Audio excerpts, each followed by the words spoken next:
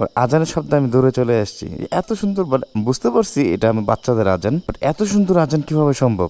আমি আপনাদের এখন ক্লিয়ারলি বলি, আমরা গতকাল রাতে ঢাকা থেকে বান্দরবন আসছি মূলত ঘোরার জন্যই। তো থানচিতে আসার পর হোটেল পাইনি আমরা, যদিও আমরা আগে থেকে কোনো হোটেল রুম বুক দিতে পারি নাই, এটা আমাদের ব্যর্থতা, যে কারণে আমরা এক প্রকার টেনশনে পড়ে গেছিলাম। টেনশন বলতে আমরা কোথায় থাকবো, কি হবে না হবে। এটা মূলত একটা মসজিদ, এটা হলো বলিপাড়া মুসলিম পাড়া জামে মসজিদ। তো এই মসজিদের পাশেই যে রুম ছিল একটা, যে ভাইজান এক কাজ করেন, এত দূর থেকে আসছেন ঢাকা থেকে, আপনারা অন্তত রাত্রি যাপন করেন।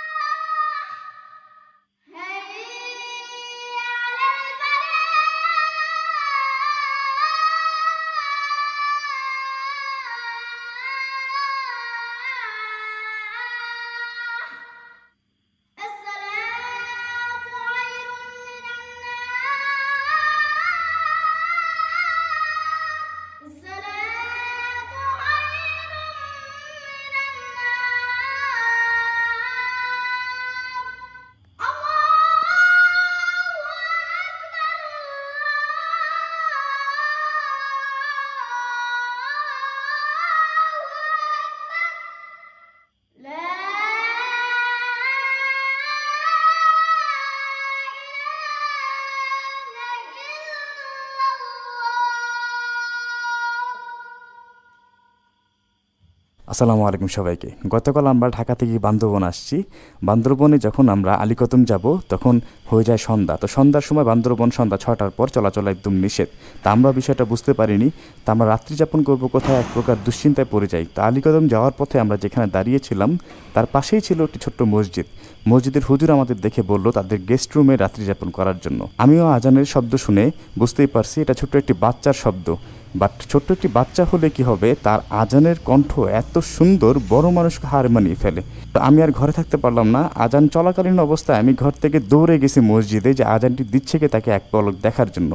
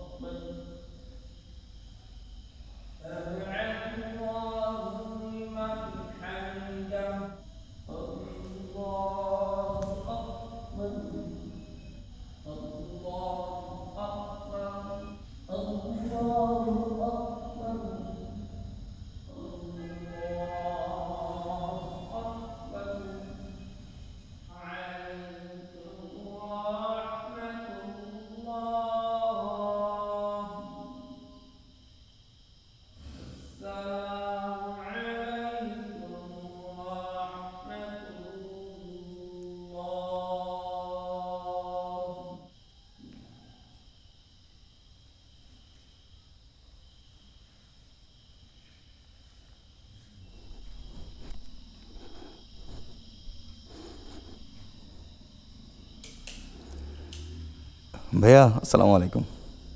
এদিকে এসো, এদিকে এসো, এদিকে এসো। আসসালামু আলাইকুম। নাম কি তোমার? আব্দুর গনি। মাশাআল্লাহ, খুব সুন্দর নাম। থাকো কোথায় তুমি? মুসলিম পাড়ায়। একটু কথা বলবো তোমার সাথে। মসজিদে আজান কি তুমি সবসময় দাও? হ্যাঁ, প্রতি ওয়াক্তে? ফজরের সময় আজান দিলে দেখলাম 5 বার তুমি আজান দাও। হ্যাঁ, তুমি এমনিতে কি করো আর? কিছু করো না, পড়াশোনা করো না? করে। কোন ক্লাসে? ক্লাস 4। ক্লাস 4-এ? মাশাআল্লাহ, খুব সুন্দর। তো তোমার টুপির এই অবস্থা কেন? ওরে, তো তোমার টুপি নাই? এখান থেকে নিয়েছি। ও, ওইখান থেকে নিছো? হ্যাঁ, এটা তো মসজিদের টুপি। তোমার টুপি নাই? না। হুম? নাই। ওরে আল্লাহ, টুপি নাই। তোমার আব্বু আম্মু কি করে?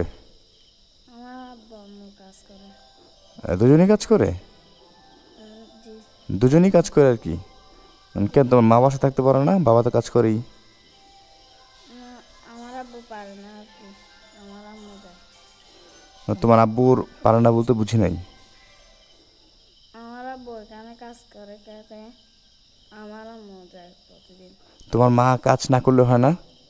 না, কারণ কি? আমার বাবা একাই কাজ করলে সংসার চলে না। তাই? জি। আরে আল্লাহ। সুমন, ও যখন আজান দিচ্ছিল, দেখছিল তুমি আজানের সুরটা, আজানের কণ্ঠটা? মাশাআল্লাহ, অনেক সুন্দর, মাশাআল্লাহ। মানে আমি অবাক হয়ে গেছি। অনেক সুন্দর কণ্ঠ ছিল। হুম? অনেক সুন্দর কণ্ঠ ছিল। টুপি পরা দেখো, এই অবস্থা, কোনো টুপি নাই, মসজিদে টুপি যদি এটা। আর পাঁচাত্তর আজান নাকি ওই দেয়, পাঁচাত্তর নামাজের আজান মাশাআল্লাহ, 5 বেলা ওই দেয়, ফজরের সময় আজান দিছি, মানে বুঝতে পারছো? বুঝতে পারছি। ওর কণ্ঠ অনেক মানে সুন্দর, মাশাআল্লাহ। আমার ওর আজান যখন আমি রুমে ছিলাম, ওর আজানের শব্দে আমি দৌড়ে চলে আসছি, এত সুন্দর। বাট বুঝতে পারছি এটা আমি বাচ্চাদের আজান, বাট এত সুন্দর আজান কীভাবে সম্ভব বাচ্চাদের কণ্ঠ থেকে? আমি আপনাদের এখন ক্লিয়ারলি বলি, মহসিন তোমার নাম? গনি, সরি, আব্দুল গনি। আব্দুল গনি। তা আব্দুল গনির বিষয়ে আমি আপনাদের একটু বুঝিয়ে বলি। আমরা গতকাল রাতে ঢাকা থেকে বান্দরবন আসছি। তো বান্দরবন থানচিতে আমরা ঘোরার প্ল্যান, আসছি মূলত ঘোরার জন্যই। তো থানচিতে আসার পর আমাদের কোনো হোটেল পাইনি আমরা, যদিও আমরা আগে থেকে কোনো হোটেল রুম বুক দিতে পারি নাই, এটা আমাদের ব্যর্থতা, যে কারণে আমরা এক প্রকার টেনশনে পড়ে গেছিলাম। টেনশন বলতে আমরা কোথায় থাকবো, কি হবে না হবে, আল্লাপাক ব্যবস্থাটা করে দিবে, বাট আল্লাপাক যে এত সুন্দর ব্যবস্থা করে দিবে আমাদের, এত সেফ জায়গা, এত নিরাপদ জায়গা, এত পবিত্র জায়গা আমি কখনো ভাবতেও পারি নাই। যেখানে আমি টেনশনে ছিলাম যে হোটেল পাবো কি পাবো না থানচি এলাকায়, ঢাকা থেকে বান্দরবান, তো সেই ক্ষেত্রে আল্লাপাক যে এত সুন্দর পবিত্র স্থানে আমাদের জায়গা করে দিবে রাত্রি যাপন করার জন্য, আমরা অবাক হয়ে গেছি।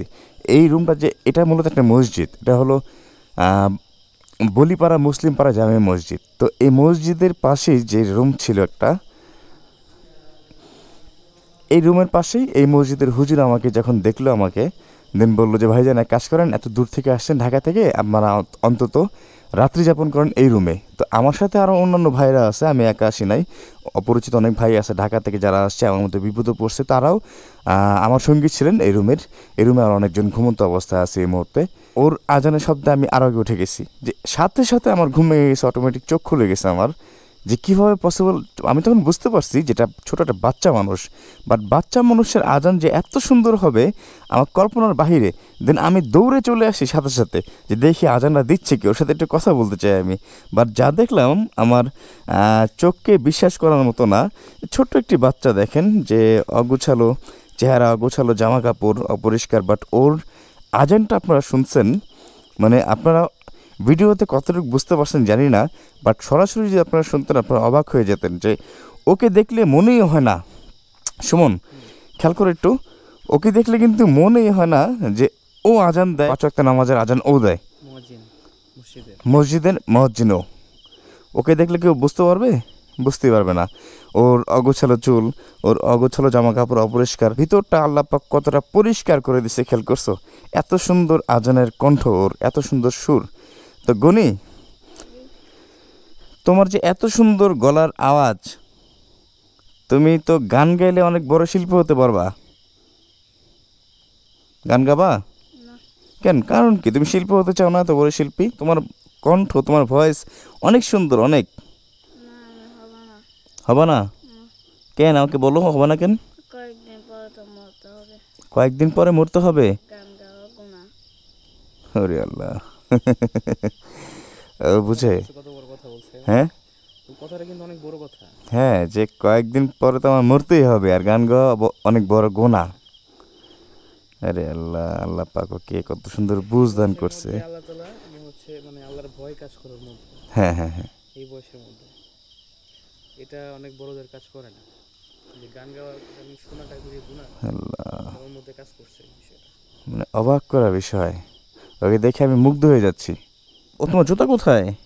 এখানে ও এখানে তুমি খালি পায়ে আসছো কেন? আর তোমার জামা কাপড় নাই আর? নাই। হ্যাঁ, না, আল্লাহ, পাঞ্জাবি নাই? তুমি তো যেহেতু 5 ওয়াক্ত নামাজের সময় তুমি আজান দাও, তোমার পাঞ্জাবি নাই, জুব্বা নাই, নাই। কারণ কি? দিয়ে দিয়েছে এই জন্য পড়তে পারি না। ধুই দিছো এর জন্য পড়তে পারো না? কেন, পাঞ্জাবি কয়টা তোমার? একটা। একটাই পাঞ্জাবি? জি। ওটা ধুয়ে দিছো এই জন্য পড়তে পারো না? সকালে পড়বা কেন? আরেকটা বানাবো, অসুবিধা কি? বাবার কাজ, বাবার কষ্টে টাকা নাই। ওরে হুজুর, আসসালামু আলাইকুম। ওয়ালাইকুম আসসালাম। আপনি এখানে আছেন, আমি খেয়াল করিনি। আমি জুতো পরো। গতকাল রাতে হুজুর আমাদের রাত্রি যাপন করার জন্য স্থান করে দিয়েছে। আমরা খুবই আনন্দিত, আন্তরিকভাবে ধন্যবাদ আপনাকে। আর আমরা বুঝতে পারিনি যে আমাদের অনিশ্চয়তার মধ্যে ছিলাম আমরা, যে রাত্রি যাপন কোথায় করবো, খোলা আকাশের নিচ ছাড়া তো পসিবল না। তো সেখানে আল্লাহ পাক এত সুন্দর একটি জায়গা আমাদের ব্যবস্থা করে দিচ্ছে, আল্লাহর প্রতি অশেষ শুকরিয়া আর আলহামদুলিল্লাহ। তো ও কি সবসময় আজান দেয়? 5 বারে আজান দেয়? হ্যাঁ, সবসময় জানবে। 5 ওয়াক্ত নামাজের আজান ওই দেয়? হ্যাঁ, ওতে কোনো যদি সমস্যা অসুখ হয় বা এরকম হয়তো মাঝে মধ্যে, কিন্তু প্রায় সময় এনি টাইম দেয়। সবসময় আজান দেয়? মানে আমি অবাক হয়ে গেছি আজান শব্দ শুনে, বাট আমি বুঝতে পারছি যেটা বাচ্চাদের আজান। তখন আমি ঘরে ছিলাম, জি। আমি দৌড়ে চলে আসছি, দেখি আজানটা দিচ্ছে কে।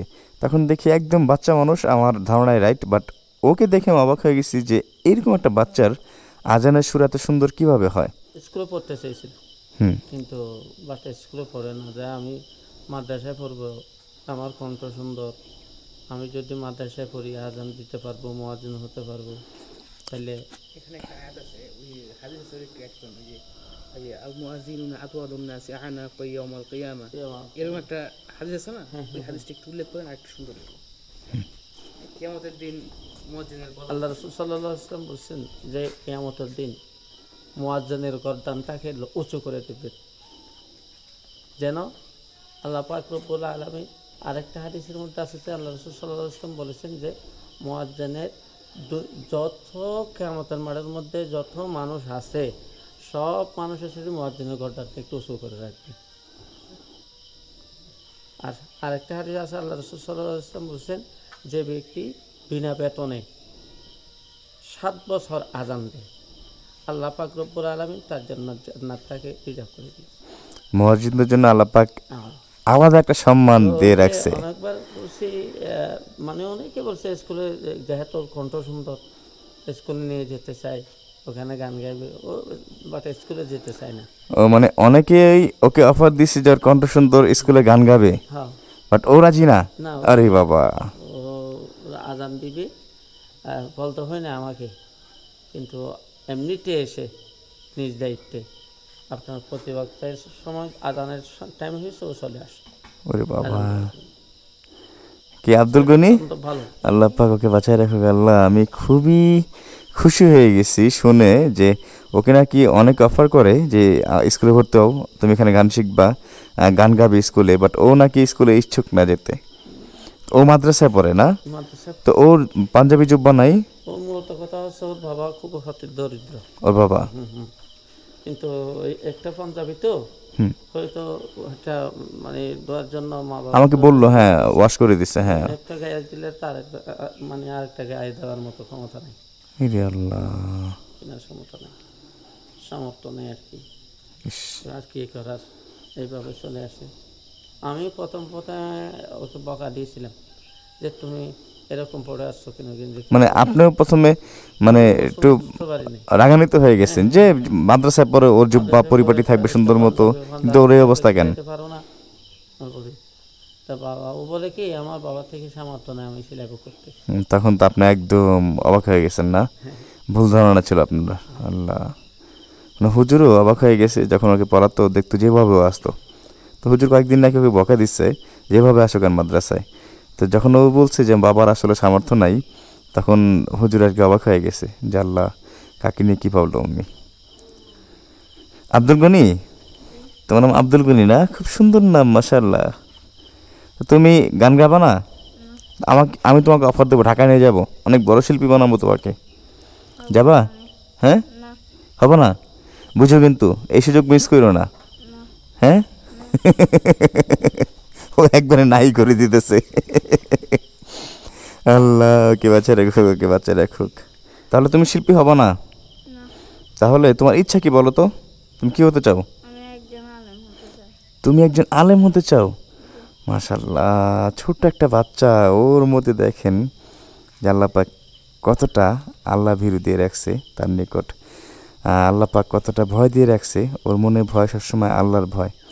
আল্লাহ পাক ওকে কতটা আনন্দ দিয়ে রাখছে, যে আনন্দে ও আলেম হতে চায়। সঠিক আনন্দে ও আনন্দিত, সঠিক জ্ঞানে ও জ্ঞানী। দেখছো আমরা আনন্দ পাই কিসে?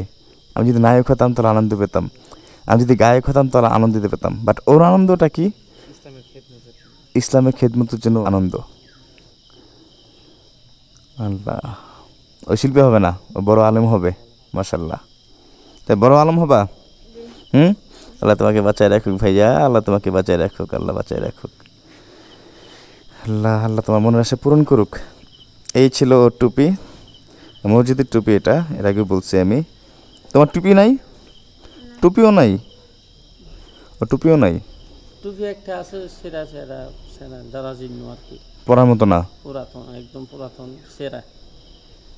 তো মনে হয় ওইটা ধুয়ে দিছি না?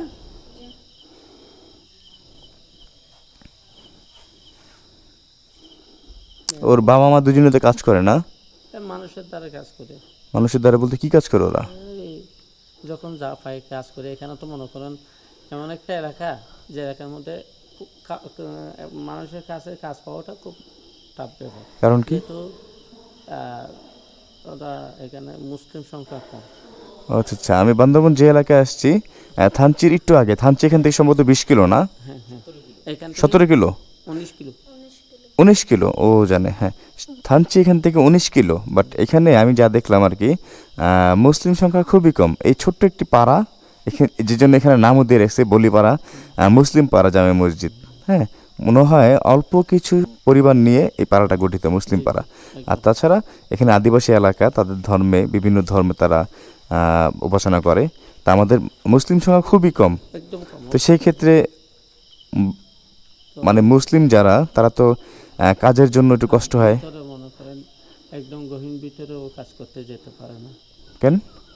কারণ ওর একটা ভয় থাকে। ভয়ে, হ্যাঁ হ্যাঁ হ্যাঁ, যদি পাহাড়ি এলাকা, পুরোটা পাহাড় দিয়ে ঘেরা। যেতে পারে না। তো সচরাচর এমনি যেটা পায় সামনে ওইটাই করে। তো এরকম আর এইভাবে তো আর কিভাবে কাজ পাবে? ঢাকা শহর হতো কাজে কোনো সমস্যা নেই, অভাব নাই, যে কোনো একটা কাজ করতে পারে। অন্তত না কাজ না পেলেও অন্তত পায়ের রিক্সাটা চালাতে পারে। এই কাজটা অন্তত সবার জন্য মুক্ত, সবাই পারে এটা। তো এখানে তো সেই সুযোগ নাই, পাহাড়ি এলাকা। এই জন্য মানে কষ্ট, চলতে একটু কষ্ট হয় আর কি, চলতে কষ্ট হয় মা বাবার থেকে। আরে আল্লাহ, তারপরও দেখেন এত কষ্ট থাকার পরেও ওকে মানুষ কতটা অফার করে যে তুমি স্কুলে ভর্তি হও, তোমাকে গান শেখাবো, আমাদের স্কুলে গান গাওয়া, তুমি বড় হবা। বাট ও রাজি না, একদমই রাজি না।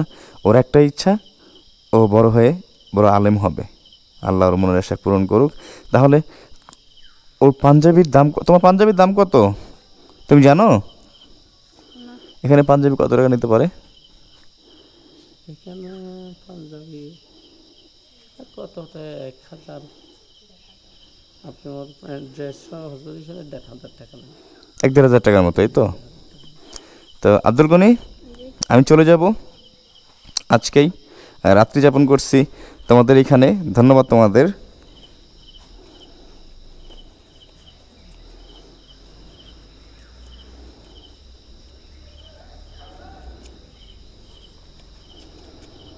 তোমার পাঞ্জাবি বানাবা? আব্দুল গনি, ও টাকার দিকে তাকায় না, দেখেন একটু। আব্দুল গনি, এগুলো কি দেখো তো, তুমি টাকার দিকে তাকাচ্ছ না কেন? আল্লাহ, এটা তোমার? নেব না। হ্যাঁ, কেন নিব না কেন? হ্যাঁ, নিব না কেন? আমার আম্মু বলছে যে এত টাকা কোথায় পাচ্ছ? তোমার আম্মু বলবে এত টাকা কোথায় পাইছো? হ্যাঁ, এই কথাটা সঠিক, এই কথাটা সত্য যে এতগুলো টাকা যদি ওর বাবা মা দেখে অবাক হয়ে যাবে যে এই টাকা কোথায় পেয়েছো। দেন একটু রাগও হতে পারে। তুমি বলবা আমার এক ভাইয়া আসছিল, ভাইয়া আমাকে উপহার দিছে, আমার আজান শুনে আমাকে উপহার দিছে, হাদিয়া দিছে আমাকে, বলতে পারবা? অসুবিধা নেই, হ্যাঁ বলবা। যদি তুমি সবসময় আজান দাও, তোমার মা জানে, তোমার বাবা জানে, বলবো আমার আজান শুনে আমাকে উপহার দিছে, ঢাকা থেকে এক ভাইয়া আসছিল, ঠিক আছে? এটা রাখো, বলবা তোমার মাকে যে মা পাঞ্জাবি বানা দিতে বলছে আমাকে, রাখো এটা, এটা তোমার, রেখে দাও। ও ভয় আছে হুজুর, ও ভয় আছে। আচ্ছা হুজুর, ভাইয়া আব্দুল গনি, আমি তাহলে আসি, হ্যাঁ ইনশাল্লাহ আবার দেখা হবে আল্লাহ যদি চায়। আসি তাহলে, আসি। হুজুর আসি তাহলে। ও আব্দুল গনি আমার সাথে হাত মেলাতে চাই, সে আমার হাত, আল্লাহ আল্লাহ আল্লাহ। ও দেখেন আমার সাথে কথা বলতে বলেন না ভয়ে, যখন আমি হুজুরের হাত ধরে আমি চলে যাব, আমার বাম হাত ধরে ধরে আছে ও। আল্লাহ, ধন্যবাদ ভাইজান, ধন্যবাদ। আমি চলে যেতে হলে, হ্যাঁ, আর টাকাটা রেখে দাও, তুমি পকেটে রাখো, তোমার মাকে বলবা সুন্দর পাঞ্জাবি বানা দিতে, ঠিক আছে ভাইয়া? হুজুর আমরা আসি তাহলে, আমরা চলে যাব কিছুক্ষণের মধ্যেই। গতকাল রাতে আমরা যখন ঢাকা থেকে, রাতে বলতে কি আমরা বিকালে সন্ধ্যার আগে আগে চলে আসছিলাম, থানচিতে আসার আগে আমরা অবাক হয়ে গেছি যে থানচি থেকে অনেক মানুষ ব্যাক করতেছে, অনেক মানুষ রাস্তায় রাত্রি যাপন করতেছে। তা আমরা একটু টেনশনে পড়ে গেছিলাম যে কোথায় থাকবো, কী করব না করব। অনেক জায়গায় কল দিয়েছি, বাট তারা কোনো রেসপন্স করেন নাই। তো এক প্রকার চিন্তিত হয়ে গেছিলাম। তখন হুজুর বললে, এক কাজ করেন, আপনি আমার এখানে থাকেন, কোনো অসুবিধা নেই, নিশ্চিন্তে থাকতে পারবেন। তো আল্লাহ পাক এত ভালো জায়গা রাখছে, পবিত্র জায়গার পাশাপাশি আমি থাকতে পারছি, এটার জন্য আলহামদুলিল্লাহ, খুব সেফ মতো ছিলাম। ধন্যবাদ হুজুর আপনাকে, দেখা হবে ইনশাআল্লাহ। ইনশাল্লাহ, যেহেতু এটা তো আমার ইমানই দায়িত্ব, এক মুসলমান আর মুসলমানকে সহযোগিতা করা, ইনশাআল্লাহ, ইহসান করা, হ্যাঁ, কাম ঠিক। করা, এটা ইমানই দায়িত্ব। ধন্যবাদ আর হুজুর, আমার ইমানি দায়িত্বের খাতিরে আমি আপনাদেরকে এখানে রাখছি। আর ধন্যবাদ যেহেতু হুজুর। এখানে বাইরে থাকার মতো কোনো সুযোগ বা এরকম পরিস্থিতি নেই, যেহেতু এটা মনে করেন বন জঙ্গল এলাকা, গভীর জঙ্গল, আর চারিদিক দিয়ে মনে করেন অনেক মানুষই আছে যে উৎপেতে আছে।